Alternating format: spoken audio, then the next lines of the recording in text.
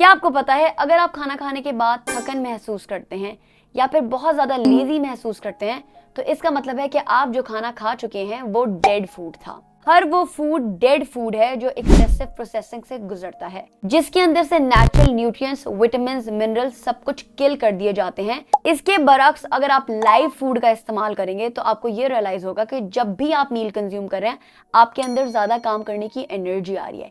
आप कभी भी लेथार्जिक फील नहीं कर रहे।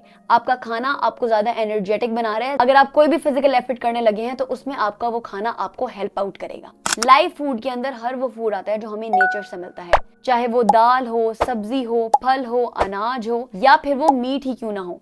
ये सारे फूड्स लाइव फूड्स कहलाते हैं।